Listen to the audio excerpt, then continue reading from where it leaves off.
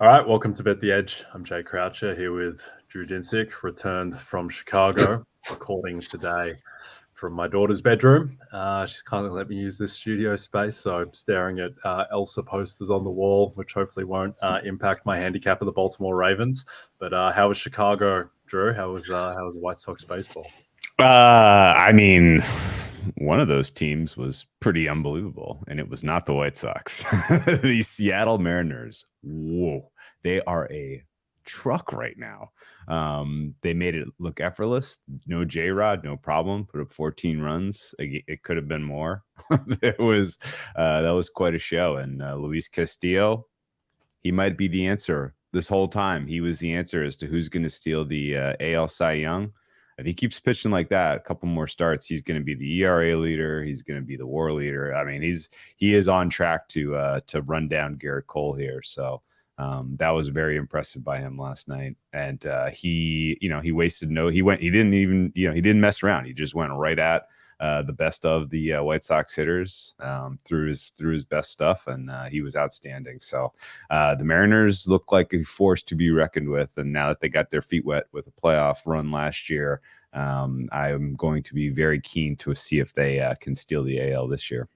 Yep, I like it. Yeah, Luis Castillo, I mean, if he gets to pitch against Oscar Colas and Andrew Benintendi every night that he's out there, then he may just win the Cy Young. I think George Kirby is the Mariner with the best shot, and I'm loath to say that because he's going to he's going to pitch in between the time we are recording and the time this is released. And given the track record with chatting AL Cy Young candidates, I'm sure that Kirby will give up 7 earned. But if he just goes to expectation tonight, which is, I guess, 6 innings pitched, 2 earned, something like that. I think that he should be right there with Kevin Gausman as second favorite behind Garrett Cole. And then there's just a massive mishmash of guys like Sonny Gray and Luis Castillo and Shohei Ohtani, who I don't think can be dismissed in that market either. But we'll talk about that at a later time. We're going to hit some NFL news today. Then we're going to talk the AFC title market,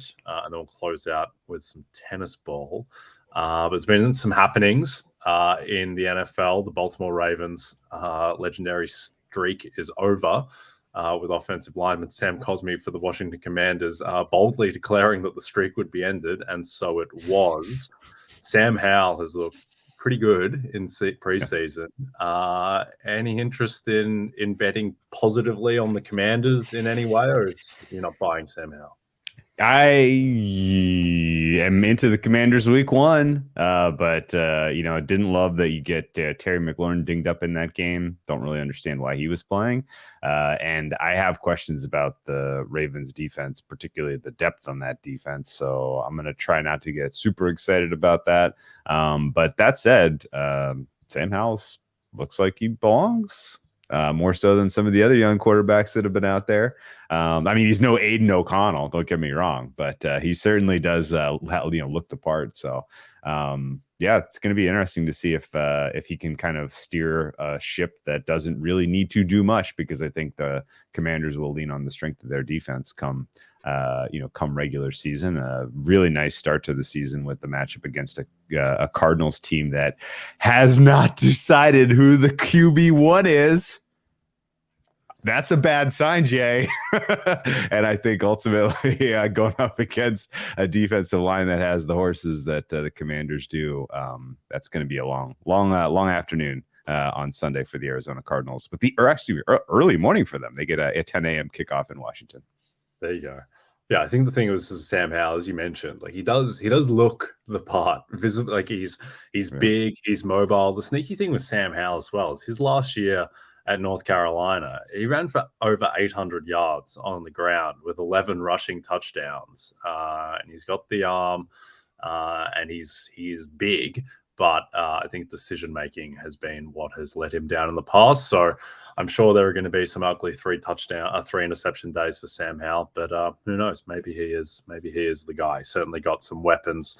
Looks like Terry McLaurin will be okay for week 1. The other thing out of last night, a lot of buzz around Zay Flowers, who had one nice catch in particular that he took for a touchdown. He is 20-1 to win Offensive Rookie of the Year. All of these guys, really. JSN, who's now got this wrist surgery to deal with, Jordan Addison, who I think is somewhat capped by just being on an offense with Justin Jefferson, and TJ Hawkinson, and also KJ Osborne as well as looming there. And then Zay Flowers, Quentin Johnston. I think all of these receivers are just stayaways until we actually see something from them on the field. We've talked about it. I think the running backs have the upper hand in the terms of the skill position players with Bijan Robinson and Jahmyr Gibbs. Has anything shifted your mind about O'Roy during the preseason? I mean, Zay Flowers is tempting. He certainly seems like a guy that could emerge as wide receiver one. And if that offense is more pass heavy, if it's more aggressive, and if he is, if he's able to make game breaking plays and get the highlights and, build a case, then, that I see it certainly as a possibility. I still think, you're going to need so many things to go wrong with the top of this board to really open the door for any of the wide receivers. And like you kind of laid out, the volume is always going to be a little bit of a question mark. I mean, technically, I can see a system where Mark Andrews is still, the key figure in terms of number of targets in a given season. And Zay Flowers, even if he is wide receiver one, the Baltimore Ravens face a pretty aggressive defensive schedule of like high-end cornerbacks. So if he's drawing coverage from an elite cover corner week in, week out, because he's the key wide receiver threat that needs to be neutralized, then even if he starts hot, you can definitely see, a case building where he, potentially hits a rookie wall.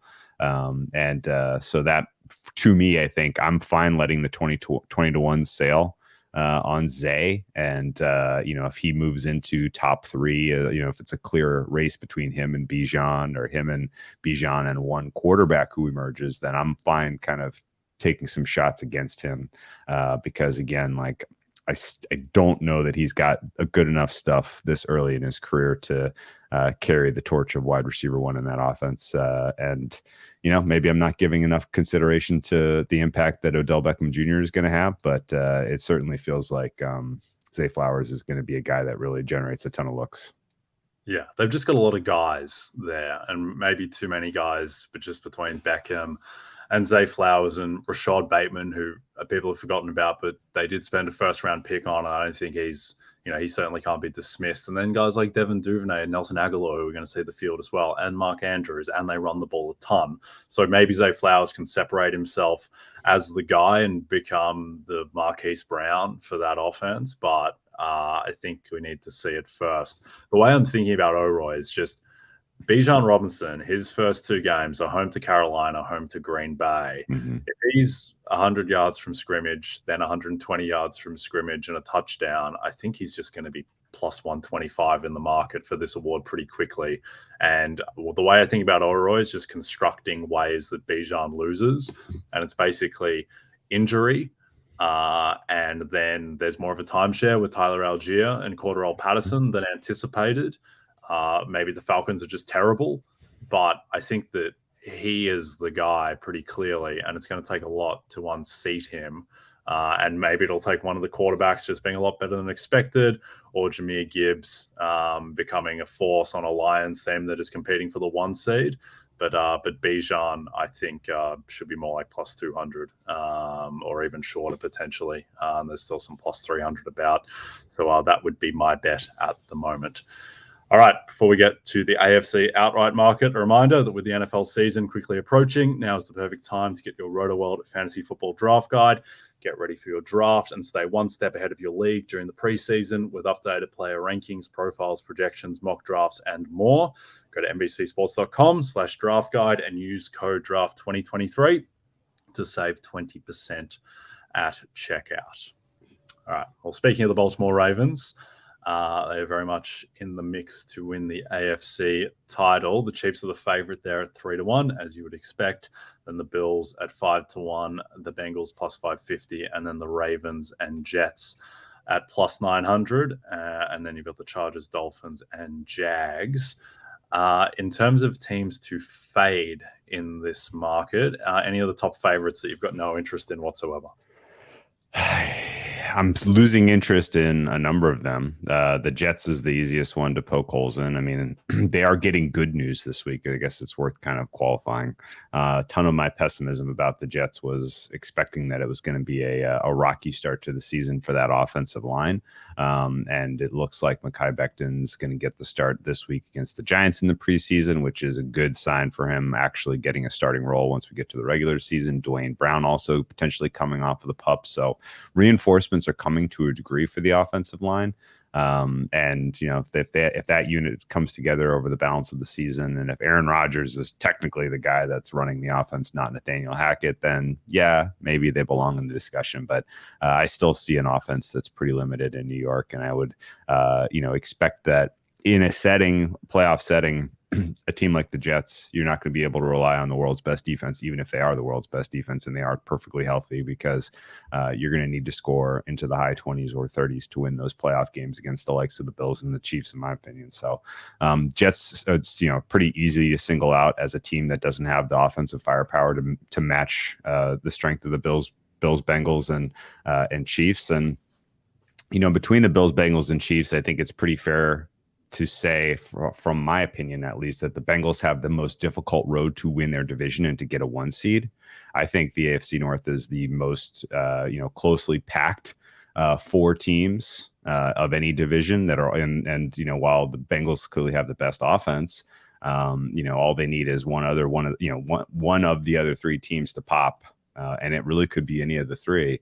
And then all of a sudden they're on the road instead of having home games in the playoffs. And so I think, that the Bengals are a pass for me at 5-1. Similarly, the Ravens at plus 850. And then, down the list there, I think, you're really just trying to figure out if the Bills or the Chiefs have more of an inside track to get that 1 seed, because that's really where all the equity lies this year, in my opinion. Yeah, I agree. And the market, I think, typically towards the end of the season just doesn't price that in enough.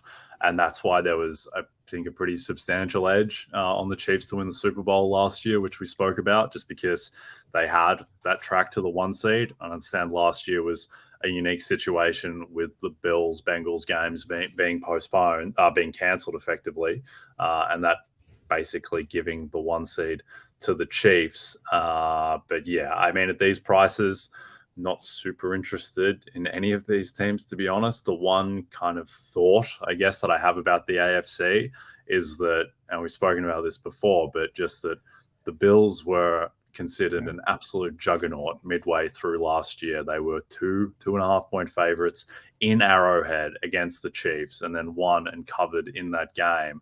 And they were the clear Super Bowl favorite, and they were on track for the 1 seed. And then Josh Allen does his elbow, and that team is just never the same.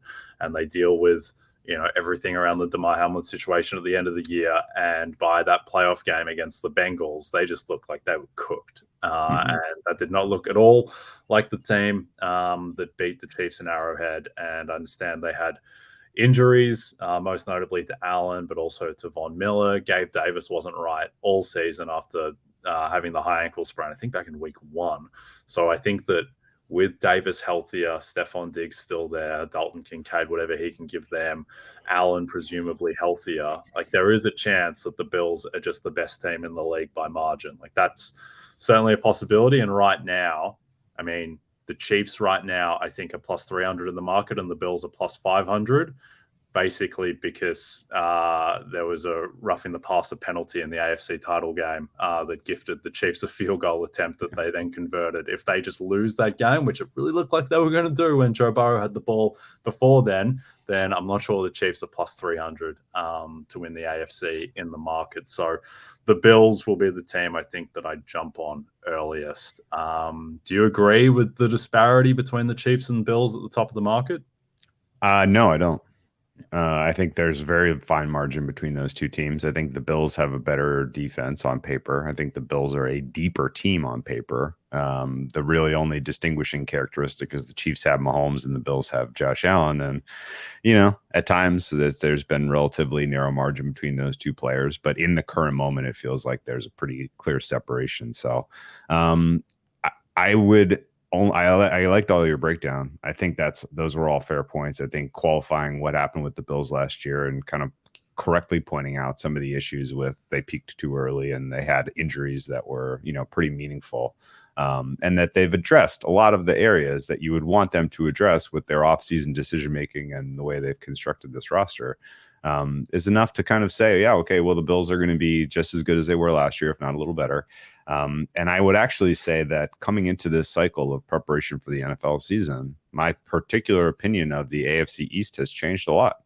I see 4 very good defenses still, assuming that Vic Fangio can do a little magic with the pieces he's got in Miami. I see 4 very good defenses, 3 elite, 4 very good. And the offenses, the injuries to some of the Miami Dolphins players is definitely in the back of my mind as maybe bringing them down a peg or 2. The issues with the Jets, which we already talked about, bringing them down a peg or 2. I think some of the optimism I had for the Patriots offense is waning a bit as we're not really seeing Mac Jones kind of take a meaningful step forward, at least from reports from camp and what the limited action we've seen from him. So, the idea that the AFC East was all of a sudden going to be this rock fight and maybe the Bills were going to be lucky to emerge with the division title doesn't really seem to be materializing as clearly as it was a month ago. And so that maybe even opens the door a little bit more clearly for them to secure a division win and path to the 1 seed, which is what really, again, drives this entire market, in my opinion. Yep, we are agreed there. All right, before we get to the US Open, reminder, there's no better way to start your day than watching one of the biggest stars in baseball in America's biggest city. Shohei Ohtani and his Angel teammates take on the Mets at Citi Field this Sunday on MLB Leadoff. Catch the action live at 11:30 a.m. Eastern, exclusively on Peacock. Mets not out of the playoff race somehow. Only 6.5 back. If they kept all their guys, they might be 3 back. But what a strange year in New York baseball. Let's talk about New York tennis instead. US Open, quite a eventful Cincinnati tournament on both sides. Epic men's final between Novak Djokovic and Carlos Alcaraz. I kind of wish Novak Djokovic was 10 years younger and we could watch this for the next 15 years or so, but it's entertaining all the same. And then on the women's side, Coco Gauff making a real statement.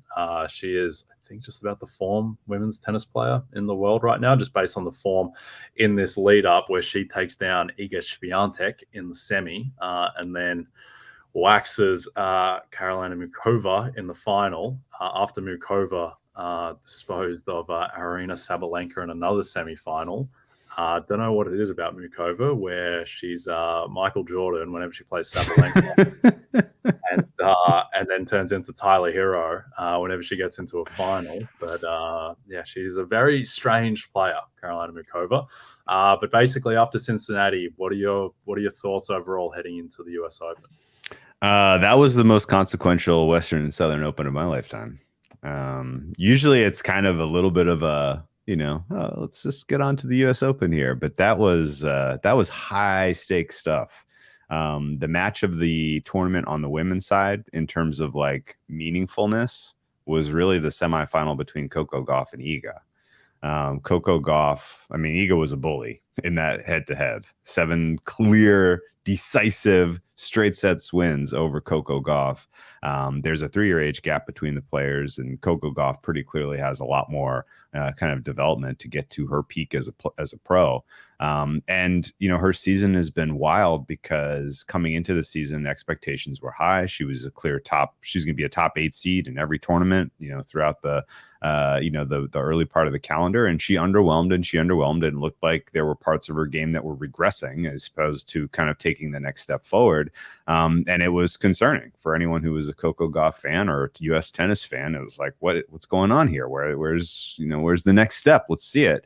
And lo and behold, Coco Gauff shows up in DC and she puts it on display. And it wasn't as crowded a tournament field in terms of high-level talent, so it was tough to say that would be able to carry forward. But she did it in Cincinnati, and she delivered in spades. She was absolutely awesome. She has a knack for playing in these conditions. She's definitely relying on, the U.S. positive, vibes from the crowd in a lot of these matchups. And seeing her specifically beat Iga was pretty eye-opening because now If they end up in the same quarter of the draw, if they're on the same half of the draw, you can't necessarily put a red line through her and say that she's not going to be able to come up with the tennis that she needs to get past Iga, even in the U.S. Open. I would make her clearly the second choice. I think 7-1 is a pretty disrespectful price for Gauff. The Sabalenka stuff regarding her semifinal mental issues and just the double faults starting to creep back into her game, those are enormous red flags. She's a hugely mental player. Any idea that she's going to just cruise her way to a semifinal victory against one of the other women on this screen here who are going to be in her way, it's feeling more and more like Australia was the exception, not the rule, for her to, succeed at the highest level here. So I would pretty clearly put Gauff ahead of Sabalenka in terms of fair price right now. And I would have a separation between Sabalenka and Rybakina as well, because Rybakina is physical, her game is extremely physical, and she just doesn't look anywhere close to the same level we saw from her at the end of last season and the beginning of this season. So realistically, I've been considering, how do you fairly price Pegula? Should she be in the mix for the third choice after Iga and Coco? I think she's kind of right there on the same level as Sabalenka, particularly with the support of the U.S. crowd. And then the rest of that mix is, questions in terms of mental fortitude or physical longevity for a 7-match win streak. Threading those together is going to be tough for the likes of Ons Jabeur and Samsonova, and you could basically throw out Zachary Badosa, in my opinion, because I don't know that Badosa is going to play, and Zachary is not winning a slam anytime soon. So Mukova probably ought to be next in that mix with Jabeur and Samsonova, and I think that probably rounds out a realistic top 6 or 7 of women who could, possibly win this tournament, which is exciting because on the men's side, there's only 2. But you have a general read on the particular matchup between Iga and Coco, and assuming that they end up on other sides of the draw, how would you handicap that final? Yeah, well, I think that Gauff at the moment, like, people do forget that there is a home field advantage in tennis in a way, where I think playing in front of your home crowd is an absolute boost. That is a real thing. It's not just an old wives' tale. And I think Iga, we've spoken about this before, but she is one of the strangest best players in her sport, where it seems like at times she's just unkillable in these big points. And then she goes through entire set stretches, like she did at Wimbledon, like she did in the French Open final as well, where she just completely loses her mind, and she doesn't look like she belongs out there. And it's a similar thing with Sabalenka, where I think Sabalenka is pretty mentally tough, outside of this one absolutely crippling mental weakness, which is the worst weakness that anyone has on tour, with the double faults. But outside of that, I feel like when she gets her serve in, she's relatively clutch.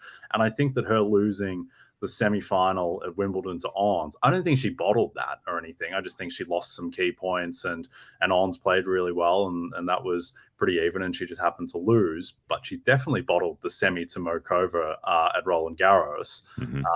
And I could not trust her at plus 490 at that price. So I agree that Gauff should be above her and should be the second favorite, narrowly behind Iga. But there are a lot of other players who can win. I think Ons can win. I think Samsonova, if a lot of things break her way, can win. I still think that she's a bet. There's still some 50-1 about Samsonova, which is, to me, too big for someone who closed favorite, even though we didn't agree with it or understand it. But she did close favorite over Elena Rybakina at a tournament after she had just beaten Arina Sabalenka as well. So I think she has the upside. One other player who I think has some upside and you can get her around triple figures. Do you think Danielle Collins has a Grand Slam title in her on hard court? Well, she's one that's absolutely in it for the showmanship and, leans on the crowd. She's a player that I would have no issue taking a price on to win a quarter with the right draw. But I think she runs into trouble when she runs into the likes of a Sabalenka, a Coco, or an Iga. Iga dispatched her in Cincinnati like she was not on the court. That was a very lopsided beating. And I would say that just in general, like a player like Mukova, has exactly the right kind of game to really frustrate a Sabalenka. And there are certain players, and Collins is almost there, but there are certain players that can really frustrate a power player like Sabalenka, and so it's definitely matchup dependent. But Collins, I would take Ludmilla over Collins if they were priced in the same ballpark. And actually, Ludmilla's current price at a couple of offshores 64-1. That's so big that it tells me somebody knows she's hurt or something, because that's wild. That's a big number. Hasn't been paying attention as well. Yeah, often what happens with these outright prices. I will say that with Danielle Collins, if you're listening to this and you haven't watched her play, it is one of the most unique viewing experiences in sport, between one, the showmanship, and then more to the point, the fact that she tries to end every single point as quickly as she can. No interest whatsoever in rallying, just blasting the ball as hard as she can. So I think she does have the upside, where she is one of the players like Samsonova, where when she is on, she can just be unplayable, just because she hits it so hard and she can just paint corners. And if I agree that it seems like it'd be a tough ask if she has to go through like Ons, then Iga, then Rebecca or whatever. It doesn't seem like she's able to beat those players in succession, but she could absolutely take out one of them. Sure. And she might take out a couple of them. So she is interesting to me. On the men's side, I mean, I don't think there's really much to talk about until we discuss the US Open final in a couple of weeks. Yeah. So I agree. Although, I have much less sincerity in concern over one of the two players getting there. And for me, the most likely to get there is Djokovic. Agreed. He has such a mental advantage over every single name on this list, not Alcaraz, that I don't see a loss in best of 5 coming for Djokovic, even though the US Open is his weakest slam. It's his least favorable conditions in terms of ball and court bounce and all of the humidity and heat, and the crowd has never really especially embraced him. Like, there's lots of reasons that he has struggled in Flushing Meadows. But I think realistically, no one on this list can take him down in best of 5 tennis. Zverev probably has the best chance of the non-Alcaraz players. And then, Alcaraz, for what it's worth, he bounced back from the French Open in superlative fashion at Wimbledon. Like, that was an amazing run. Being able to do that, kind of coming off of that really, really tough loss, was impressive. And he needs to now repeat that, because he left a lot on the court in Cincinnati. He was playing a lot of tennis. He played, I believe, he played 3 sets in every match he played there, which is really strange. He was not dispatching his early, much lesser players. He was not getting out of those without taking damage. He absorbed a lot. And his final against Djokovic was ultimately, that was the best of 3 tennis match I've seen since they played each other in Madrid last year. And it was an amazing, amazing outcome, particularly for Djokovic. I was hopeful that we were going to get Djokovic at a dog price or bigger price for the US Open. I think last time we talked about this, he was in the plus 175 range. And it's amazing what one head-to-head win will do to completely flip a market like this. But I think realistically, if you only let me have one bet today, I would bet Djokovic. And I think it's because of largely he is more likely to get there. And if and when he does get there, the fact that he has he has figured out maybe that in order to beat Alcaraz, he just needs to make it a physical match that goes 5 hours long and wait for him to start cramping. And if and when Alcaraz solves that and proves that he can, play 5 hours of tennis without, losing it physically, then, Djokovic is basically has to pass the crown at that point. But I think he's sharp enough and he's, wise enough to have picked up on that particular angle and will use it to his advantage to win his 3rd slam of the year. Yeah, I think the difference between these two guys is just that Djokovic is more efficient on his way, where he is just better at dispatching the quicker kills. Think back to Alcaraz last year at the US Open, where he was going 5 against Marin Cilic, and he went 5. He went 5 and was down a match point on Sinner's serve against Sinner in a match that he completely dominated. Like, he should have won that in straight sets, and then all of a sudden he's down 2-1, and Sinner has a match point, and it's not even clear how it happened. And then he goes 5 against Tiafoe as well. Same story.